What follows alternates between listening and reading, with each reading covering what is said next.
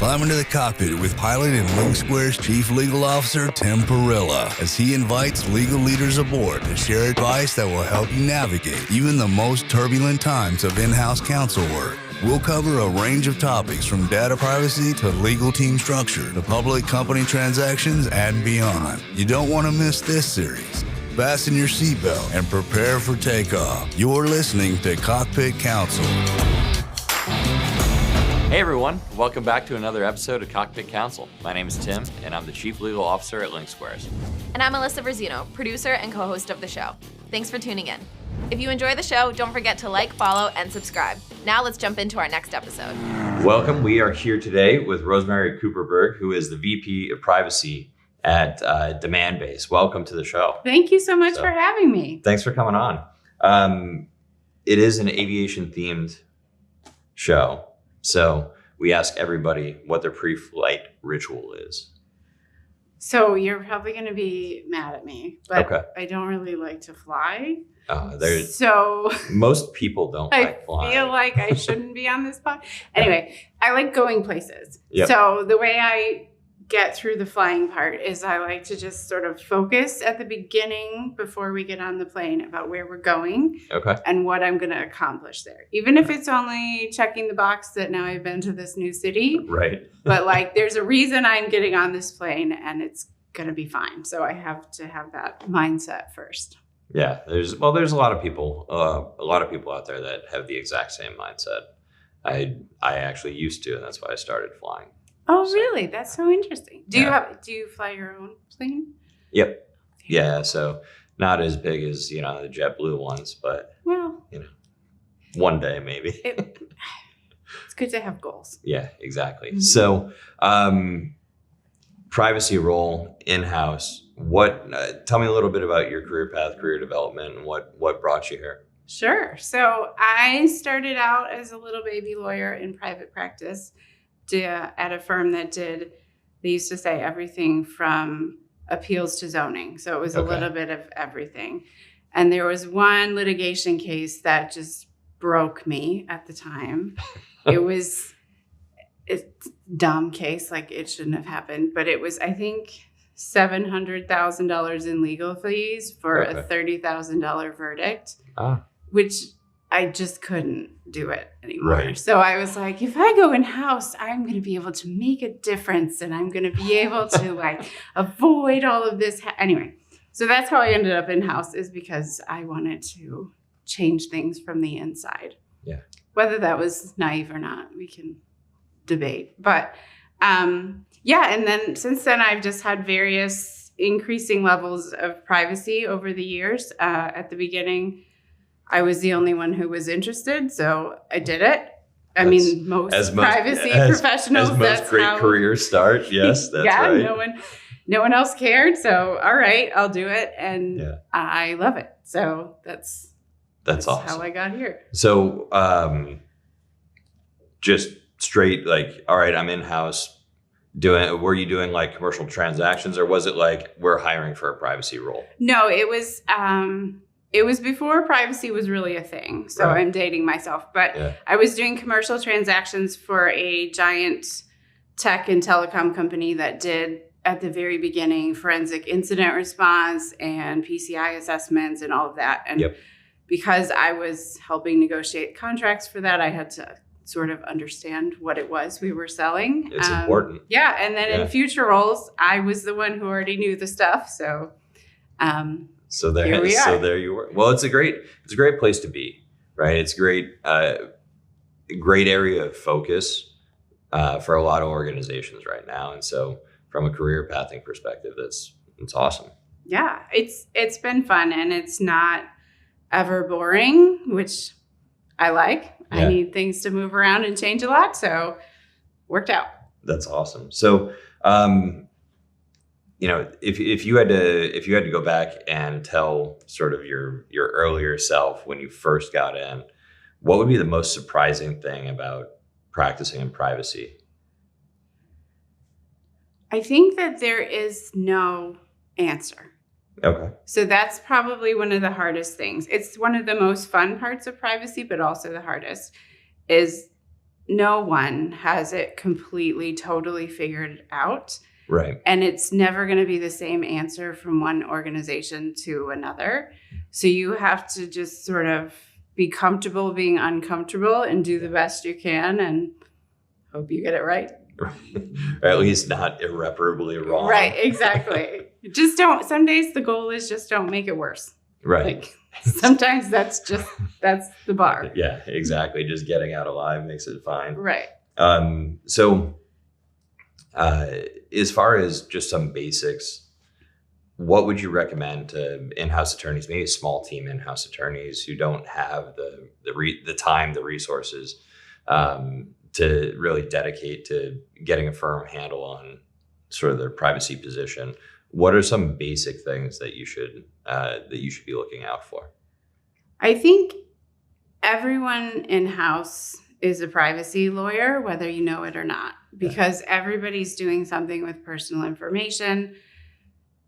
Whether you're doing, employment, labor relations stuff, you have employees' data, you're doing technology work, there's data flowing through whatever technology you've developed. So you have to sort of be good at issue spotting with respect to data. It doesn't mean you have to have the answers, but you have to know enough to be like, wait, you're sending data where, to whom, why, what? So I think there's some simple questions. Privacy can be simple. The questions are simple. The answers are complicated, but you just need to know whose data, where is it going, why is it going there? And, the rest of it will follow from that, but you have to know what exactly is going on with data. And a lot of times privacy gets all kinds of data, not just personal information, because if you have to figure out the data flows anyway, you're also figuring out where the intellectual property goes and where the corporate trade secrets go, and all of that, it sort of falls in together. Yeah, it's relatively difficult to have important information going in different places without other parts of your business going there too. Right. It's kind of like, what's the point? Exactly. Right? I mean, data is the thing, right? It's the thing that runs pretty much every business. Yeah. And you have to know what you're doing with it in order to optimize it and sometimes monetize it. And that starts with the privacy requirements. I have a friend who says that if data is the new currency, privacy is the banker. Yeah. So it all comes through us. We got to help figure it out. Yeah. So do you also play kind of a compliance and counsel role? Yes. So tell me a little bit about that. So we have a pretty small team at Demandbase right now. So we have a compliance team that does cybersecurity compliance. We also have compliance like labor and export laws and all of that stuff. And so I do a little bit of everything. And because privacy is so key to our business, I have a bigger, broader view than some of the other folks on the legal team. So I am able to flag stuff that isn't really a privacy thing, but somebody's got to do something about it. So yeah. Right. Exactly. No one else will do it, so I must. Kind of, yeah. That's not a bad place to be. Yeah. So what are some of the best practices for, building out a compliance program, keeping things up to date? And also, I think directly intertwined with that is, how are you keeping up with the changes in the privacy laws? Sign up for a lot of newsletters to keep up. It's always good. Yeah. I mean, the IAPP has some great stuff. Law firms send out great articles about privacy updates. I'm sure you can probably pay a lot of money to consulting firms who are willing to watch the headlines for you and let you know, but that's not necessary. Most of it's out there. And a lot of privacy now is making headlines. So if I think Montana, their new law took effect last week or something, and everybody did an article about Montana's privacy law. So let's just read those and figure out what's real and what's not real, and then we can move on. So But I think as far as building from scratch, you want to be careful not to try to do everything at once. Right. Because all of the textbooks, I hear they have textbooks about privacy now, which wasn't a thing when I was in law school, but they'll say, you start with a data mapping and you do data mapping and you do this. What does that actually mean? Right. And if you spend 6 or 7 months creating a project plan to figure out what data mapping means at your organization, like no one has time for that. A plan for a plan for a plan. Yeah. You can spend your whole life planning because you want to try to incorporate everything and get all the nuances and the whatever, which is great if you have the resources for that. But if you're a smaller team, you don't. So you just have to start somewhere and do something. Right. Maybe it's just start with your HR people team, figure out where all the employees are, which states are they in and countries, what kind of data do we have? Do we, what do we give to the benefits providers? What do we give to the payroll provider? Like, it can be as simple as starting with one department and going out from there, but don't spend your whole life planning, because the plan will just encompass everything always and you'll never get anything done. It seems like there's, at least my experience has been that there's almost an air of panic about the privacy world, where like if you get the slightest thing wrong, it's going to be catastrophic. And I think that's probably not the case. Depending on how badly you get that one very important thing wrong. But, it seems to me like when you're talking about the myriad of laws across many states, like it's not so dire that foot faults are going to cripple your business, where you do need to have a project plan and get it perfect right, like the first time. Is that fair? Yeah, I think that's fair. And no one has it perfect. Anyone who tells you that they have it perfect, I have yet to see it. So I don't really believe them. And I think the regulators especially give a lot of credit for good faith efforts, right? Like if you are trying and you make a mistake, maybe you get a penalty, but it won't be as bad as if you knew there was a law, you decided not to follow it.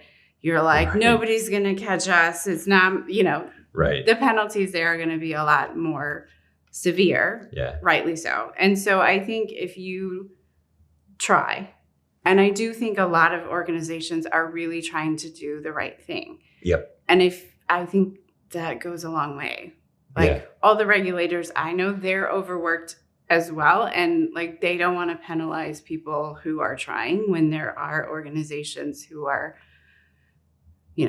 being a little bit shady sometimes. Right. Yeah, absolutely. It's kind of like, it's better to not have a policy at all than to have one and not follow it. Exactly. Right?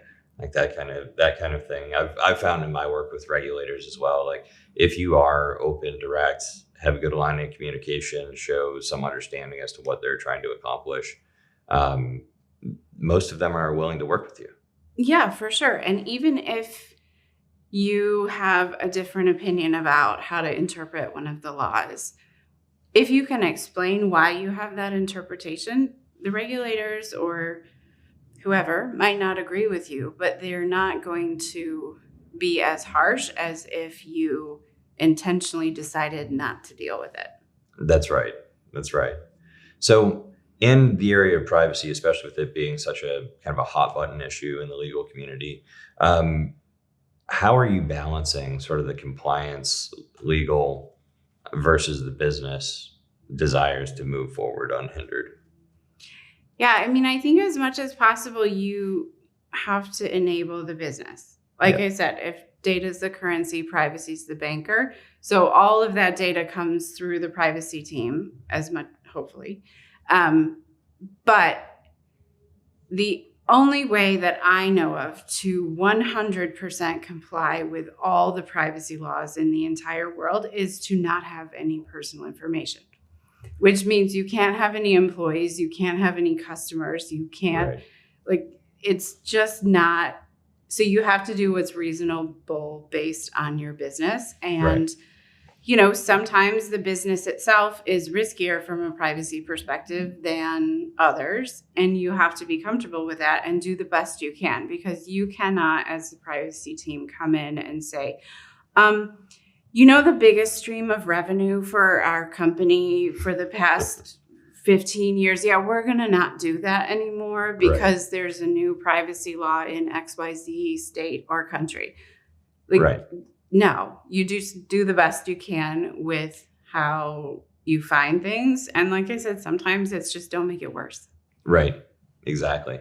And where do you see sort of the privacy laws going over the next, pick a time frame, 12, 24, 36 months?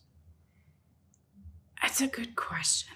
I really wish that I could see a federal privacy law in the U.S. as an actual thing, but I've been burned too many times being hopeful about that. So I don't think that's going to happen, which means it's still going to be a patchwork.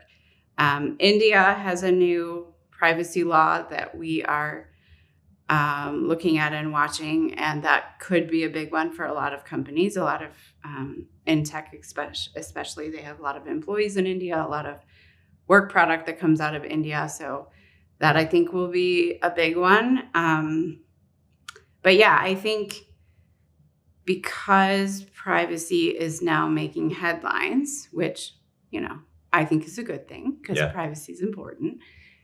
Everybody that doesn't, all of the jurisdictions that don't already have a privacy law are trying to catch up so that they're not seen as falling behind. No one wants to be the last one. Nobody wants to be last. We saw that with the data breach notification, right? There were 2 holdouts for a lot of years, and then all of a sudden they were like, okay, here we go. Yep. So it's the same thing with privacy law. And I think it's slightly better with privacy law than with some of the other types of laws, where the states are kind of converging. Mm-hmm.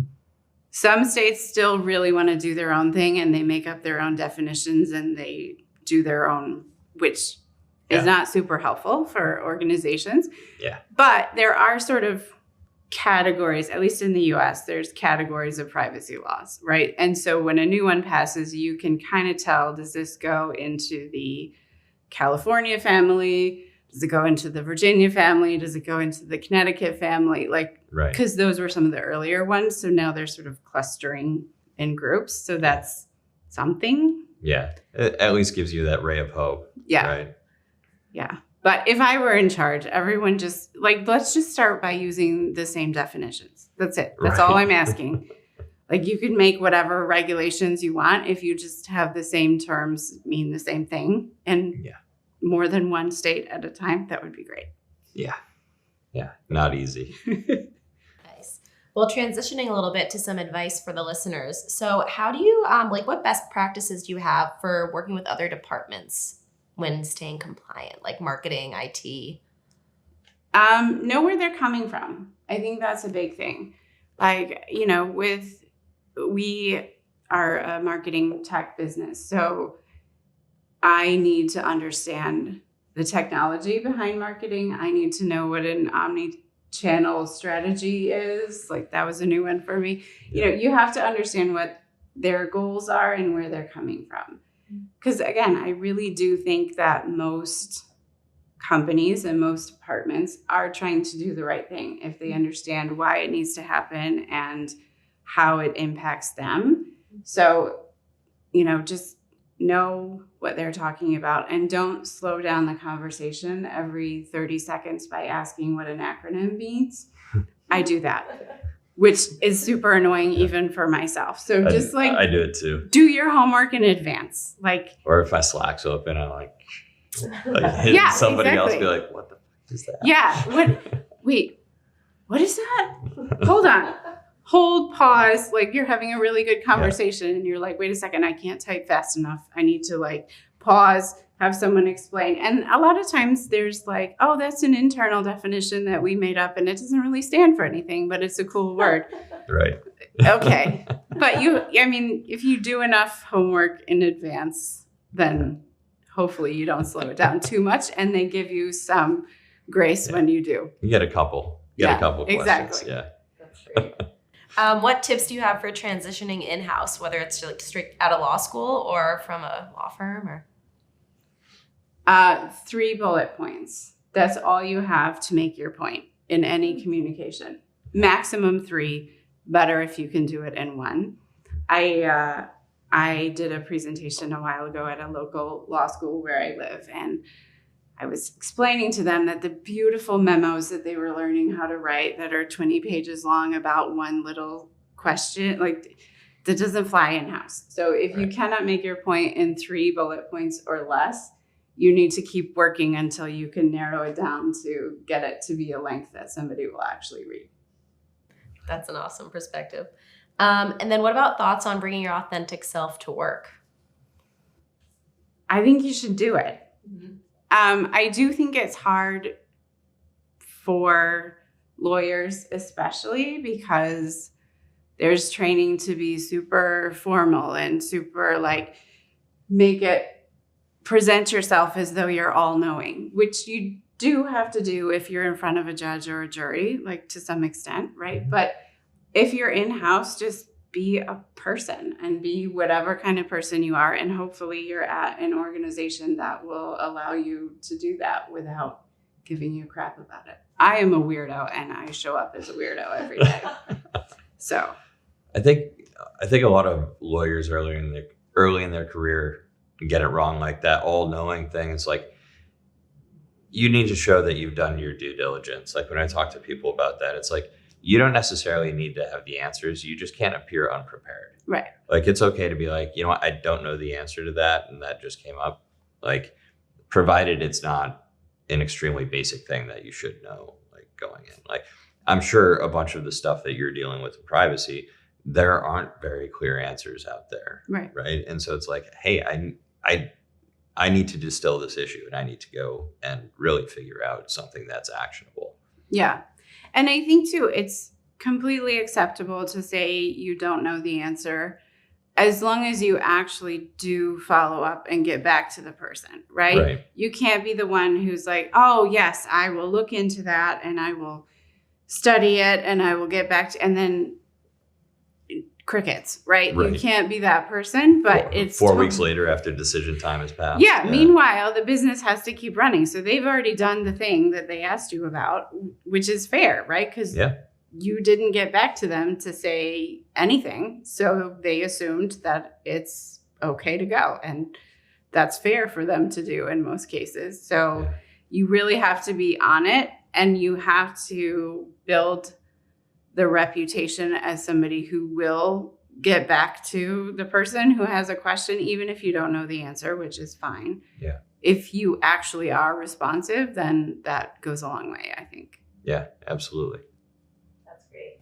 Well, we end every episode with some rapid fire questions. So the first one is, what is your hot take on working in-house? It's a good question. We don't necessarily work less than in a law firm. There's a lot of people who think you take it easy when you go in-house, and I don't think that's real. Yeah. Either that or I need to keep looking for a place where I can take it easy. Awesome. What is your number one communication tip? Just be real. That's it. Listen to where people are coming from. If, say, it's a product launch and it's 3 days before the deadline and everyone's been scrambling and it's like nobody has time to listen to a lecture for 20 minutes about no, just meet them where they're coming from, keep it moving, and most of the time it'll work out fine. Yeah. What is the best career advice that you've ever given or received? So there is a privacy and cybersecurity leader named Nubia Shabakar, I believe, and I've heard her in a couple of presentations. She says, be consistent, be persistent, and be excellent. And that's my favorite. Love that. That's awesome. And then finally, what is a charity or a cause that's close to your heart that our listeners should check out? They should check out In Harmony with Nature. Okay. It is a wolf and wolf dog sanctuary in Central Florida, ihwn.org. Nice. And I hang out there on the weekends and take care of wolves. That's so cool. It is. It's pretty cool. And wolves are far less scary than the GDPR. So just on the record. They're really big, though. They are very big. Yeah. But they're predictable. I would imagine, right? Like, They're just responding to stimulus, right? Yeah, exactly. They just read your energy and they Yeah. react based on how you are. So for me, when I saw a dog that would be, say, the size of a wolf and I act terrified, is that a bad thing? Yeah, usually. You can't let them know you're terrified. Yeah. So the best option is not to be terrified. Right. But if that's not an option, then just start laughing really loudly and then Then they're like, oh, they'll this is think confusing. it's fine. Yeah. I love it. Well, thank you so much for joining us. This is an awesome conversation. And hopefully you'll come back and hang out with us next time. Too. Yeah, for sure. So, This was so fun. Thanks for having me. And thanks everybody for listening, and we'll see you next time. Thanks for joining us. And if you have any topics for discussion or guests you'd like to see on the show, feel free to submit them to cockpitcounsel@linksquares.com.